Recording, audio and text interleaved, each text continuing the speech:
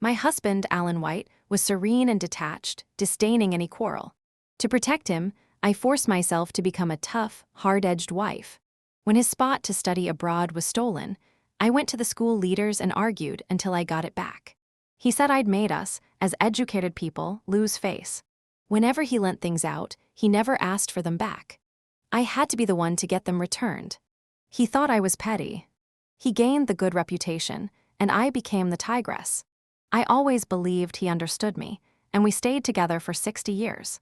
A month after I died, he married his first love, Emily. At the wedding, Alan spoke with deep feeling.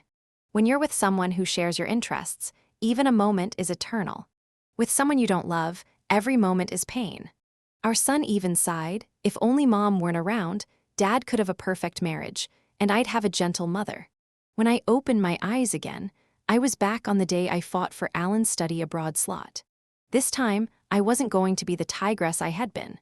I wanted to see how long he could keep up that serene detachment. Sister-in-law, you can't say I stole the boss's slot to go abroad. Someone said to me, when the leader asked him, he himself said he didn't care whether he went and would follow whatever arrangement was made. Of course, I should give the chance to the colleague who actively fights for it.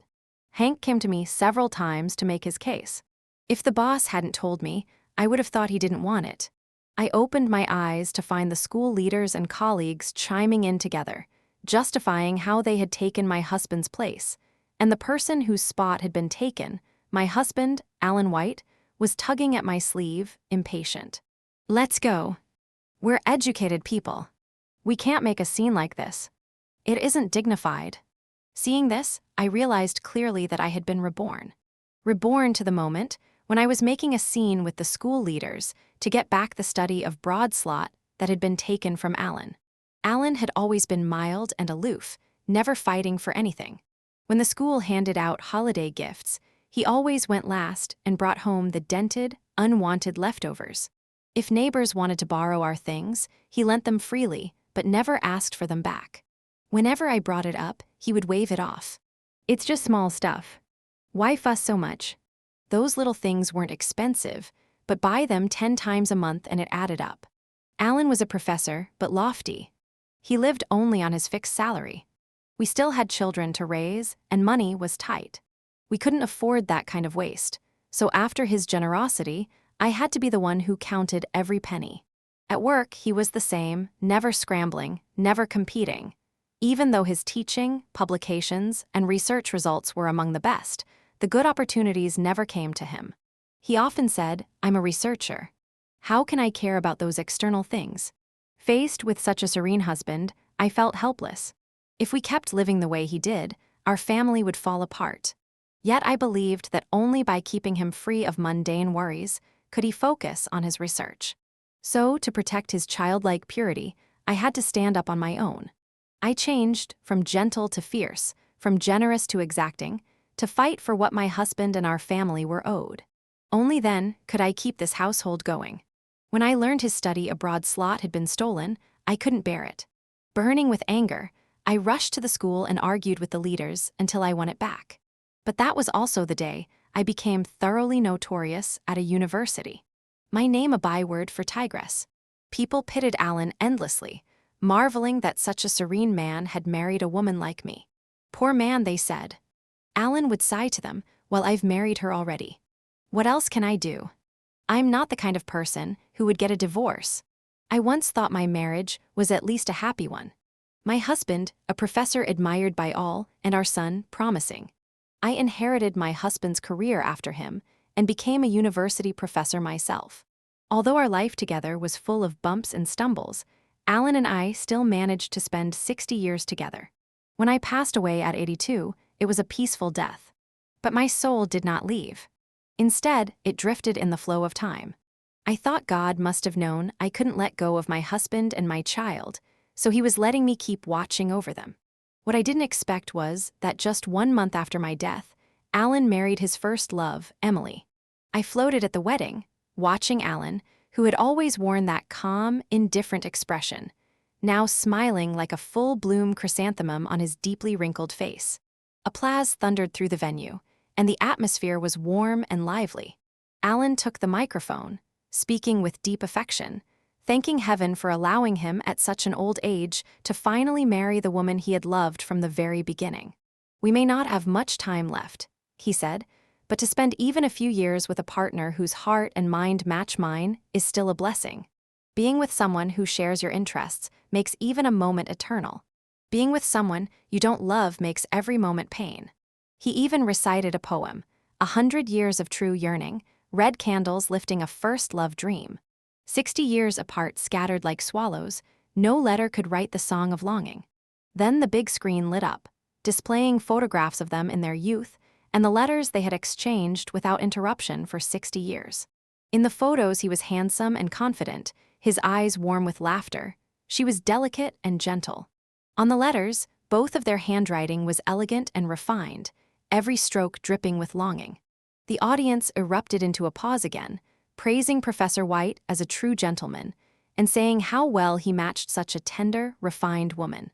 If only they had been able to marry back then, without his original wife in the way, someone said.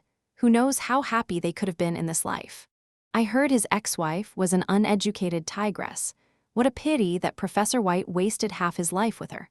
In the photos, Alan's eyes were full of warmth, his smile gentle, nothing like the cold, impatient expression he wore when taking pictures with me. And those uninterrupted letters over 60 years made it clear that his love for Emily had never ended. Seeing all of this, even as a ghost, I wanted to cry. It turned out the man I had shared a bed with all my life had been thinking of another woman from start to finish. The happy marriage I believed in was nothing but a joke. Then my son, Mark White, now over 50, came on stage. My heart stirred with a flicker of hope, thinking he might speak up for me. After all, I had nearly given my life to bring him into the world, and had poured endless effort into raising him. But I was disappointed. He offered his blessings to Alan and Emily. "Dad, Aunt Emily, congratulations on finally becoming a couple after all these years," he said. He even hugged Emily and added, "Aunt Emily, you have no idea how much I've wished for a gentle and understanding mother like you." He didn't say it outright, but everyone could hear it. Mark was criticizing his own mother for being harsh. Mark was bright but mischievous, and as his mother, I had naturally disciplined him strictly. I walked him to and from school, supervised his homework, and enrolled him in numerous extracurricular classes. Under my tiger mother guidance, he was admitted to the best university and, like his father, became a professor. I thought that, as an adult, he would understand my intentions back then. Yet even now, he still resented and blamed me. I had been a fool. After that, I watched Emily move into the home I had maintained for 60 years. She and Alan recited poetry to each other, tended flowers, and lived like a pair of fairy tale lovers. My son treated her better than he ever treated me, his own mother. He even remarked, if only Mom weren't around, Dad could have a perfect marriage, and I'd have a gentle mother. A wrong marriage only brought unhappiness to everyone. In their eyes, my lifetime of devotion had been nothing but a mistake and a source of misery. How laughable, how utterly laughable. Perhaps heaven felt my overwhelming unwillingness to accept this fate, because I was reborn. I couldn't return to the very beginning to erase everything. But now I was only 15 years into my marriage with Alan, back in the energetic 1980s. I believed there was still time. I quickly studied my mind, silently sidestepping Alan's attempts to pull me along. Then, completely changing my earlier tone, I smiled at the school leaders and said, "Mr. White told you he didn't care about these external matters, but when he came home, he seemed quite upset. I thought he really wanted this spot, so I came here for that reason. Looks like I misunderstood. You did the right thing. Opportunities should go to those who take the initiative to fight for them." Everyone at the scene turned to look at me, clearly not expecting this change in attitude. The school leader, who had seen plenty in his time, was the first to recover. "Didn't expect you to be so understanding, Mrs. White. That's just perfect. The boss always said you were hard to deal with, but now I see you have to spend time with someone to really know what they're like, and who knew. Here at school, Alan never says a word and doesn't fight for anything, but at home, he complains and gets you to fight for him." He turned to Alan, patted his shoulder, and looked at him meaningfully. "Alan, if you want something, just say so. You act all lofty every day, so we assume you don't want anything. Naturally, we wouldn't arrange anything for you. Don't worry, there will be plenty of opportunities to study abroad. If it doesn't work out this time, I'll make sure you're first in line next time. Alan seemed to snap out of his daze, opened his mouth to explain, but in the end said nothing. Just gave an awkward smile. The leader added a couple more polite lines, then prepared to leave. Before going, he smiled at me. Mrs. Whites, don't worry. With you supporting the school's work like this, I'll be sure to spread the word about how virtuous and considerate you are. With that, he left with the others still smiling. Only Alan and I remained. His face was dark. Lisa, why would you say that? How could you tell them what we talk about at home? Inside, I sneered. How could I not know exactly what Alan was thinking? He actually cared about everything, but didn't want to tarnish his reputation for being detached and above it all. So he played the pitiful victim to me, pushing me to fight for him, forcing me into the role of the so-called Tigress. And then he turned around and resented me for it, saying I was overbearing and unpleasant. What I'd done today not only cost him the thing he wanted, it also stripped away the facade he wore in front of the leaders. Naturally, he was furious. I'd always known how to deal with people who pretended to be lofty. But in the past, I'd loved him, pitied him, and couldn't see him clearly, let alone bring myself to go against him. But now, I smiled at him. Didn't you just tell me to stop making a scene and go home? I was only listening to you. Is that wrong? Besides, you've always said we walk the straight path and have nothing to hide from others. Unless, of course, your words aren't something you can repeat in public. He never said that before. Alan was instantly choked into silence. After a long pause, he still couldn't speak. He shook his sleeves in frustration and went home. Our current home was an old apartment allocated to him by the university, 2 bedrooms and a study, not large, but I kept it warm and tidy. As soon as we got home, Alan locked himself in the study. Whenever he was unhappy or quarreled, that's where he would go. And we quarreled often, big fights every 3 days, small ones every 2. When I thought about it, I realized he'd spent more than half his time at home, inside that study. In the past, he would only come out if I bowed my head first. But now, as I looked at the closed door, I sneered inwardly. He might as well stay in there forever and stop being an eyesore. Just then, the front door opened again. It was my son, Mark White, coming home from school. He was 14 now, in his 2nd year of junior high. Of course, I loved him. Who doesn't love their own child? But after my death, the way he acted had left me bitterly disappointed. Still, right now, he hadn't done any of that yet. If he could be set straight, I would still continue being a good mother to him. But soon, Mark's words made me lose hope. Seeing the study door shut tight, he frowned and said, "Mom, what did you do to upset Dad again? You're always focused on those petty material things. Stop picking stupid fights with him over trivial stuff." My heart sank. So, Mark had already been siding with Alan this early on, even though Alan had always been a hands-off father to him, while I had given up my own career to raise him. I pressed on, unwilling to give up. "Mark, aren't you even going to ask why we argued? Shouldn't you at least figure out who's right and who's wrong?" Mark rolled his eyes. "Do I really need to ask? Dad's not the type to nitpick. It's you who's always looking for trouble. Without you stirring things up, we wouldn't have so many problems at home. Mom, can't you try being a little gentler? Dad likes gentle women. It's completely normal, he wouldn't like a tigress like you." So that's what he thought. And what did that last sentence mean? My chest went cold. I stared at him. "And how do you know your dad doesn't like me and prefers gentle women? Where did you hear that?" Guilt flickered across his face, but he forced himself to stay calm. "I guessed. Who would like someone as fierce as you? Of course he'd like gentle women." With that, he turned quickly toward his bedroom. "I still have homework. Call me when dinner's ready." I was his mother. How could I not see that he was lying? In the past, he would always play for a while before I had to urge him several times to do his homework. Never had he been this eager to shut himself away. In that moment, I realized with complete clarity, my son had long known about Alan and his first love, Emily. And not only had he never warned me, he had probably been hoping all along that Emily would become his mother. The hurt was sharp, but it was followed by a sense of relief. Good.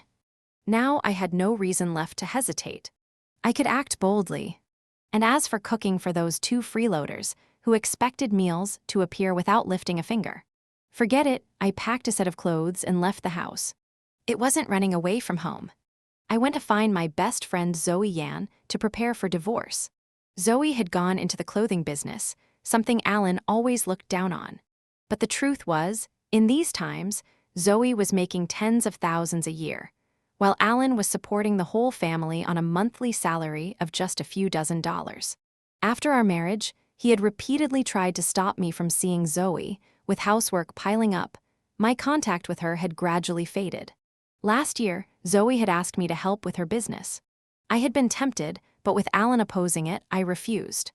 I worried she might have grown distant from me. But now, I couldn't think of anyone more suitable to turn to.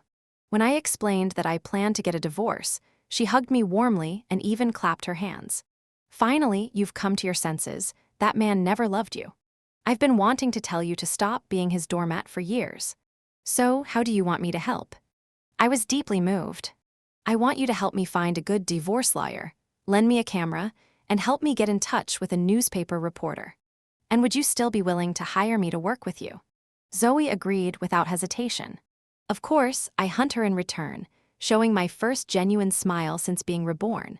It felt so good. I hadn't completely failed. I still had a friend I could rely on. At Zoe's warm invitation, I stayed 3 more days before returning home. The place was a mess. Alan and Mark were either at work or at school. No one was home. I had deliberately chosen a time when they would both be gone. I went into Alan's study. In the past, he'd always said that even between husband and wife, you had to respect each other's privacy. So, apart from cleaning, I never stepped foot in there. I had given him all the respect he wanted. And in return, he had kept a 60-year correspondence with his first love behind my back. Now, that very habit made it easier for me to find proof of his affair. It took me less than a minute to find the letters. They were sitting right in the drawer of his desk, not even locked. I couldn't help but laugh. So this was what Alan relied on. Thinking that because I loved him, he could act without fear. Even though I'd already seen these letters once at their wedding in my previous life, looking at them now still made my stomach turn. I quickly took photos of the letters with the camera, then kept them in hand and waited for the two whites to come home. By 7 p.m., they both returned one after the other. The moment Alan saw me, his face hardened. So you do remember to come back. Is this how a wife and mother should act? Disappearing without a word, who knows where you've been messing around? Mark's tone wasn't any better. Mom, why would you leave without telling us? We were starving that day because of you. Ugh, whatever, just go make dinner. I want sweet and sour ribs. His voice was full of blame, without even a trace of concern for me. I couldn't be bothered with pointless talk. I simply threw the letters onto the table. I may not be worthy, but as a man who's been married over a decade and still writes to his first love every day really worthy of being a father and a husband. Alan's face instantly changed. Lisa, are you crazy? Don't you understand what it means to respect someone's privacy? How could you read my letters? He stepped forward, trying to snatch them from my hands. I sneered, sidestepping with ease, and respecting you got me what?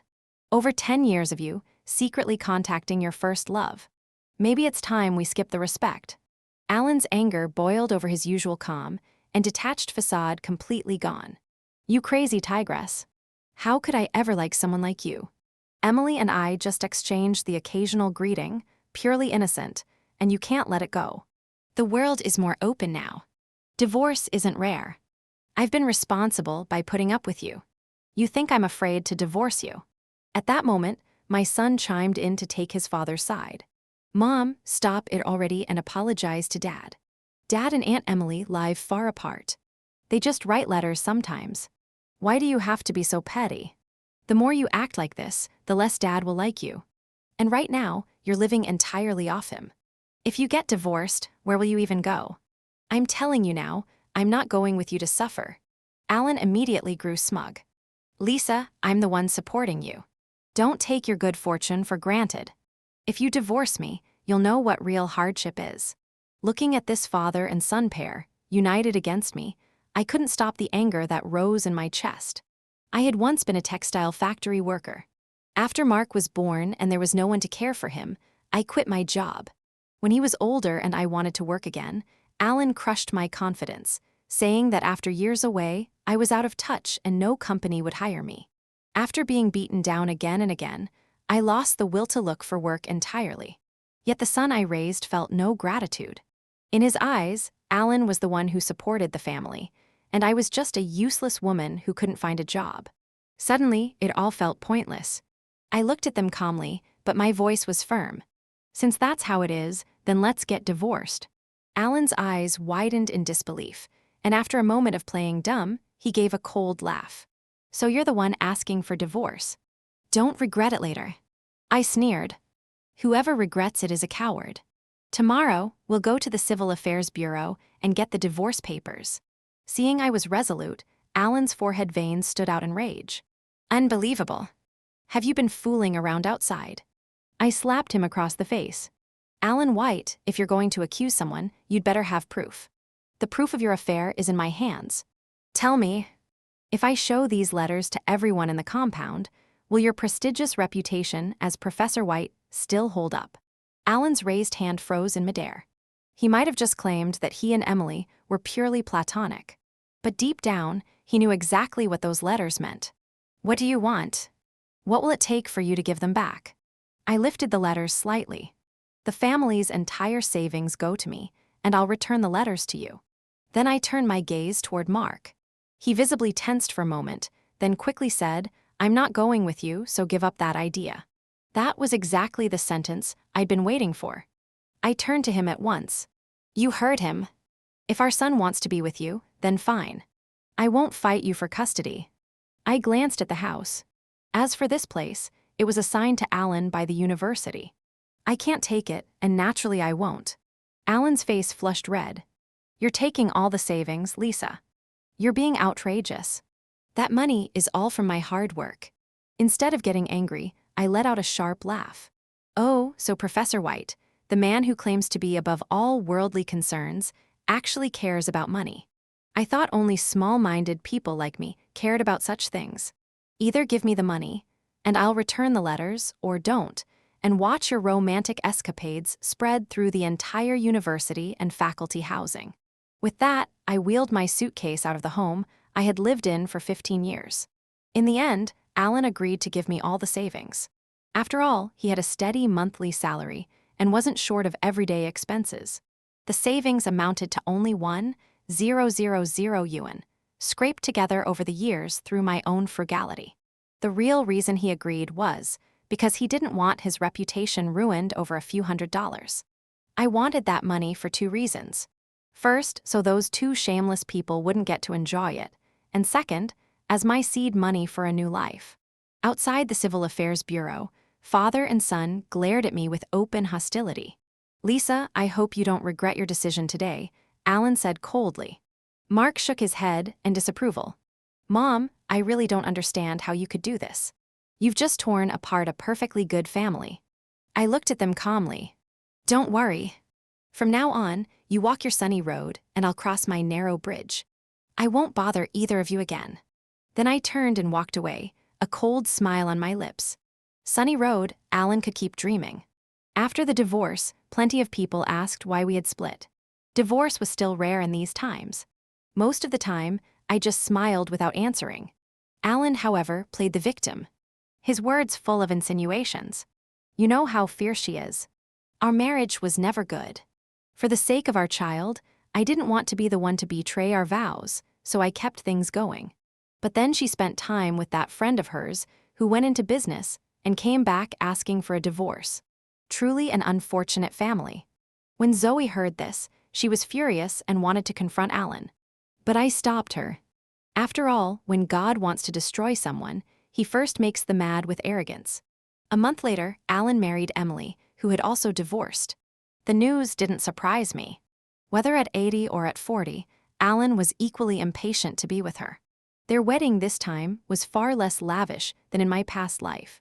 Partly because of the times, partly because I had taken all his savings. I heard he even had to borrow the wedding money, promising to repay it with the cash gifts. The couple stood at the door to greet guests with two teenage boys behind them. One was Mark, the other must have been Emily's son. Alan looked elated, just as proud and energetic as in my past life. When he saw me, he actually smiled for once. Playing the magnanimous man, he said, "I didn't expect you to really come. I'm starting a new life now, so I won't hold past grudges against you. We can still be friends, can't we? And if you want to see your son, you're always welcome." Mark looked openly impatient. "Who cares if she comes to see me? I haven't Emily now. She's so gentle. Why would I want this tigress?" Perhaps I'd grown used to hearing it. I felt strangely calm. Without giving Mark another glance, I stepped into the banquet hall. It didn't matter. I would wait and see whether this gentle stepmother would ever pour her heart into him the way I had. The wedding soon began. The bride and groom took the stage, and Alan, just like in my last life, began to profess his deep love for Emily. Back then, Emily and I were separated by a twist of fate. But even after 16 years, I never forgot her. Thankfully, heaven has eyes. We both divorced, and now we can be together again. To be with someone whose heart and mind align with yours. It was, according to him, the most beautiful thing in the world. But this time, his heartfelt confession didn't land the way it had in my past life, because I was still alive, sitting right there in the audience. As soon as he finished, every head turned toward me. I kept my expression calm, though my heart was pounding with satisfaction. What could be sweeter than a scumbag openly admitting to emotional infidelity? Still, that wasn't enough. I needed to add fuel to the fire. I stood up, reached into my bag, and pulled out a thick stack of photocopies. Since Alan has been thinking about his first love for 16 years, I'm deeply touched as well. I'd like to provide everyone with a little more evidence of their great love. Then I tossed the papers into the air. People love gossip, and the guests immediately surged forward, snatching up the copies. "As you can see," I said, "over the 16 years of our marriage, Alan wrote to Emily at least twice a month. In those letters, they poured out their feelings, expressing tender affection. He also sent her financial support many times, and even used work trips as an excuse to visit her in person. When I learned about their relationship, I was moved, so I divorced him to fulfill their love. My son also prefers a gentle stepmother like Emily. Even knowing his father had been writing to his first love all along, he chose to hide it from me. Naturally, I respected his wishes and let him stay with his father. My words sounded magnanimous, but every syllable dripped with sarcasm. In this life, I hadn't caused a public scene at the university, so my reputation was much better, bolstered by the leader's praise. There were even rumors of my understanding nature. Now I looked every bit the pitiful ex-wife betrayed by her husband. The crowd erupted in murmurs. So it wasn't just in his heart. They've been in contact all this time, and he's even helped raise her kid. Wouldn't be surprising if they'd slept together, too. And that son of his, what a little fool, helping his dad hide the affair and even liking his stepmom. All this time, Professor White's been preaching morality, and he's actually this kind of man. And he doesn't even realize he's in the wrong. He's bragging about it at his wedding, as if it's proof of his deep love. Absolutely ridiculous. And to think he's been bad-mouthing his ex-wife, hinting she cheated, shameless. Alan's face grew darker by the second, his anger boiling over. "Lisa, you're breaking your word. You promised that if I gave you the savings, you'd return the letters." But before he could finish, Emily tugged his sleeve to stop him.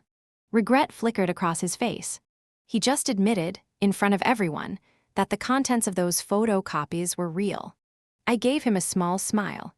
I promised to give back the originals. I never said I didn't take photos or make copies, and I certainly never promised not to tell people. Alan pointed at me, ready to say more, but Emily pulled him back again. Then in a sudden show of fragility, she collapsed to the floor. Naturally, saving her took priority, and everyone rushed to get her to the hospital. My eyesight had always been sharp, and I caught the way her eyelids kept twitching. So she was faking it to get out of the scene. Not a bad tactic, actually. Emily's scheming was miles ahead of the father and son duo. After this, there would be plenty of drama to watch. I had also made sure to bring a newspaper reporter to the wedding, so it truly turned into a spectacle. And with the groom being a professor from a prestigious university, the story hit the press the very next day. Overnight, Alan's reputation was ruined. A university may not be tiny, but it isn't huge either. Soon, everyone knew that Professor Alan White from the biology department had spent 16 years in emotional infidelity and eventually committed physical infidelity by marrying his first love. Back then, people were still straightforward, and they viewed this kind of behavior with absolute disdain. Many students openly challenged him during class, and some parents even complained, worried he'd be a bad influence. To calm the outrage, Alan was reassigned to a minor position with no teaching duties, and all his research projects were handed over to others. Alan was deeply resentful, no longer able to keep up the act of being calm and detached. Alan went to argue with the university leaders, insisting, "Even if I may have mishandled some personal matters, what right do you have to touch my job? I've worked here for over a decade, and my record has always been diligent." The leaders had already been unhappy with him, and seeing his self-righteous attitude only made them angrier. "You have the nerve to say that. Who else has ever had a divorce splashed across the newspapers, damaging our school's enrollment? The only reason you're still here in an administrative role is because of your work record. If you don't want to do it, you can leave. Let's see which other university would take you." Shouted down like that, Alan could only slink away. I later heard that, unwilling to stay at a university doing mean-yield work despite his impressive research record, he sent resumes to several other universities. But everyone already knew his glorious achievements, and no school was willing to hire him. He had no choice but to remain at a university as an administrator. Many who had attended his wedding also despised his behavior and demanded their wedding gifts back. But Alan was still counting on those gifts to cover the wedding expenses, so he refused outright. And so the man who had once treated money like dirt, Professor White, ended up having public shouting matches with colleagues over cash gifts. Most people knew it was unlikely they'd ever get their money back, but seeing the supposedly refined, detached Professor White gravel over money left everyone stunned. His relationships with his colleagues only worsened. When Zoe told me about Alan's current situation, she laughed until she could barely breathe. "I used to worry you'd let him off too easily, but you really have a way with this. Finally, I've seen a cheating man get his payback." Sipping my tea, I smiled faintly. This still isn't enough. Life stayed quiet for a while, until 3 months later, when Mark suddenly showed up at the clothing factory looking for me. He was wearing clothes that hadn't been washed in days, the same ones I'd bought him last year. He'd lost weight, his hair was messy, and it was clear no one had taken him for a haircut in a long time. "Mom, I haven't eaten meat in almost a month," he said miserably. "Dad only trusts my stepmom and the kid she brought with her. He doesn't care about me at all. Can't you go talk to him?" He then poured out the whole story. After marrying Emily, Alan had handed over his entire salary to her, not keeping a cent for himself. She controlled all the household finances. At first, Mark had been happy. Emily said children should grow up freely, so she basically left him alone. He could play as long as he wanted, skip tutoring classes if he felt like it. But soon things changed. The very next day, Emily took her son, Sean, to those tutoring classes. When Mark asked her why, she said, "The money's already paid. If he doesn't go, it's a waste." Skipping tutoring wasn't a big deal to him, but gradually, even toys in the meat on the table were taken away and given to Sean because his little brother's health isn't good. Whenever Mark refused, Emily would cry to Alan. Alan would frown and say, "Mark, you're the older brother, be kind to your younger brother. Don't be petty like your mother." Alan often ate at the campus cafeteria, but even he began to notice Emily's favoritism. Once he saw nearly all the meat from a dish going into Sean's bowl, with Mark getting only a couple of pieces, and Alan himself getting none at all. He frowned and said, "Can't you just buy a little more? This isn't enough for 2 kids, let alone us." Emily immediately turned it back on him, crying, "Your salary is barely enough as it is. How can we afford so much meat and fruit, and still send both kids to extracurricular classes? I'd love to, but unless you can bring in more money, how is that possible?" The jab hit Alan's sore spot, and he fell silent. Mark's life of being treated like a little prince was over. For the past month, he'd barely eaten a few bites of meat and was often left hungry. I wasn't surprised by the mess their household had become. Emily's complaints didn't even need to be exaggerated. Alan's salary had never been high, and with his lofty pride, he had no other source of income. That's exactly why I'd once scrimped and saved to keep our family afloat so he never had to worry about money. Now with Emily, who only knew romance and daydreams, running the household and raising 2 children in their early teens, things were bound to turn out this way. Naturally, money was running short. I looked at my son, crying his eyes out, and felt strangely calm. Had he truly realized, he was wrong and understood my intentions from the past? I doubted it. More likely, he was just upset at being mistreated and came looking for my help. Even now, he hadn't said a word about wanting to live with me. Still, he was my son. I couldn't ignore him completely.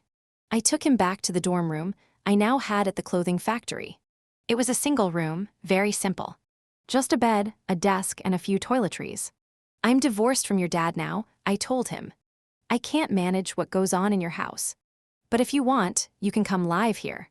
I'll help you apply for a dorm room. Mark glanced around, frowned, then quickly shook his head. No, I'll go back and talk to Dad. He's just been tricked by my stepmom for now, and with that, he bolted out the door. I watched his back inside. Clearly, in his heart, there was no real mother-son bond. Everything came down to self-interest. 2 months later, the White's life suddenly seemed to have turned around. While delivering goods to an upscale department store with Zoe, I spotted the 4 of them dressed to the nines, shopping for designer brands. I froze for a moment. With Alan's salary, this kind of spending was something he couldn't afford in 100 years. Alan spotted me from a distance, too. His face lit with smug satisfaction, especially when he saw me, dressed plainly and sweating from carrying boxes. He stepped forward with a condescending smile. Lisa, we were husband and wife for so many years. If you're in trouble, tell me. I can lend you money. No need to do such heavy labor. Emily, dressed like a socialite, clung to his arm and added warmly, Lisa, I owe my good life today to you stepping aside. If you ever need help, you must tell us. I turned to look at Mark. He pretended not to see me, too busy picking out toys from a display case. He was nothing like the bedraggled boy who had come to me before. As expected, he only acknowledged me when I was useful to him. When I wasn't, he wished I'd disappear. I almost laughed, and an idea began to form. Actually, I said slowly, things are a bit tight for me right now. A friend's factory needs 100,000 yuan. Since you're both doing so well, I wonder if you could lend it to me. The moment I said the number, Alan's face turned crimson. Lisa, all this time, and you're still so shameless, he snapped. Then he turned to the others. Let's go. Some people aren't worth our sympathy. The 4 of them walked off together. As they turned the corner, Emily shot me a triumphant look. Mark, perhaps feeling guilty, avoided looking at me at all. After they were gone, I patted Zoe on the back. Can you find a way to investigate them? I'm sure something's off. 3 days later, the results came in. Alan had been making promotional appearances for a fake medicine company. I was a little surprised. After all, Alan had always prided himself on being aloof and principled. When he worked on research projects, he would always apply for the smallest possible budget to the point where no graduate students wanted to join his projects. But once I saw who had arranged it, Emily, I wasn't surprised at all. In front of her, Alan abandoned every principle he ever had. Still, the main reason was probably money. Their funds had clearly run out, so Emily had to find ways to generate income. She got in touch with a fake pharmaceutical company. Although Alan had been reassigned to an administrative role, he still held the title of professor in a university school of biomedicine. That was enough to impress the elderly customers the company targeted, men and women in their 70s and 80s. At first, Alan hesitated. How could I lie for money? But after receiving 1,000 yuan gift from the company, along with assurances that the pills were just vitamins and wouldn't cause any harm, his scruples vanished. After that, Alan made over a dozen appearances for them and even filmed advertisements. He had already made 30 to 40,000 yuan, a fortune in those days. No wonder that family had been walking around so high and mighty. But when I looked at the transcripts of what Alan had said during those promotional events, my brow furrowed deeply. How could he utter things like, cures all diseases and reverses aging just by taking the pills. Cheating elderly people out of their coffin savings, Alan's bottom line was far lower than I had ever imagined. I must have been brainless to have once believed all his talk about being above worldly concerns. Whether for personal revenge or for the sake of justice, I went straight to the Public Security Bureau to report the fake medicine company. At that time, the authorities were cracking down hard on fraud and public safety violations, so they took my case seriously.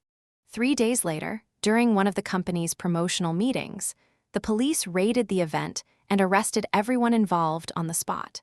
Alan was among them. Realizing he couldn't escape, he panicked, burying his head in his hands and covering his face. Even during questioning, he refused to state his identity. But that didn't last long. Police simply asked a few attendees and learned he was a biology professor at a university. The looks they gave him, after that, were even more full of contempt. A man with such high education, a supposed role model, working with a fake medicine company for money. It was disgraceful. The police notified the university, and the school immediately decided to expel him. In the end, Alan was convicted of fraud and sentenced to prison, not a long term, just 4 years. But for someone as obsessed with saving faces he was, it was a devastating blow. At the trial, his beard was unkempt, his head hung low. There was no trace left of the aloof, refined man who had once seemed as serene as a chrysanthemum. As for me, because I had successfully reported a company that had scammed countless ordinary people out of their life savings, I was honored with the title of model citizen. On the day Alan was sent to prison, Mark came to me, dropped to his knees and begged, "Mom, please help me. Let me stay with you. I really know I was wrong, Mom. You can't just leave me like this." Looking at him, I couldn't tell anymore whether he was truly remorseful or just switching allegiance to whoever could feed him. I sighed. "You're already 15. I'll arrange for you to board at school. I'll send you a monthly allowance to cover average living expenses. I'll support you until you're an adult, and if you get into college, I'll pay for your studies. But after everything that's happened, it's time you learn to grow up." Mark opened his mouth as if to argue, but in the end he stayed silent. He just bowed his head to the floor and said softly, "I understand." The next time I heard about Alan was 6 months after he got out of prison. He was sent back again, this time for manslaughter after a fight. He was sentenced to 7 years. Naturally, Emily wasn't going to wait for him that long. She found another man to support herself and her son. But no matter how clever she had been before, she was older now, and after all that had happened, her reputation was in ruins. She couldn't find any good man anymore, so she ended up living with a middle-aged migrant worker. Emily wanted to divorce Alan, but he flatly refused. Since he had been expelled from the university, he'd lost their assigned housing, and after getting out of prison he went looking for her, only to find his once pure and untouchable first love in a screaming match with an old lady over a penny, looking every bit the street market shrew. At her side was a coarse, rough-mannered middle-aged man, the two of them behaving intimately. Alan snapped on the spot. He rushed forward, shouting, "You bitch, I went to prison for you. I ruined my life for you, and you dare put a green hat on me." Emily hadn't expected him to be out of prison, much less to find her, but with the burly man beside her, she wasn't afraid and shouted right back, "And whose fault is it you're useless?" The argument escalated until Alan lost control and started hitting her. Emily screamed for help, but the man she was living with was only with her for convenience, and the moment trouble came, he bolted. Unfortunately for her, the spot where they were fighting had an exposed steel bar. After Alan shoved Emily, she fell backward and was impaled on the exposed steel bar, the sharp end striking a vital spot. She died instantly. Alan was arrested on the spot, and later, for the crime of accidental homicide, he was sent back to prison, this time sentenced to life. When I heard about Alan's final fate, I could only sigh and say he brought it on himself before turning my attention back to my work. By then, my business with Joe had expanded across the country, north and south, and we had become one of the leading names in the domestic clothing industry. Looking out at the bright sun over the office building, I felt an unshakable sense of how wonderful it was. Good and evil always come full circle. In this life, I was determined to live brilliantly,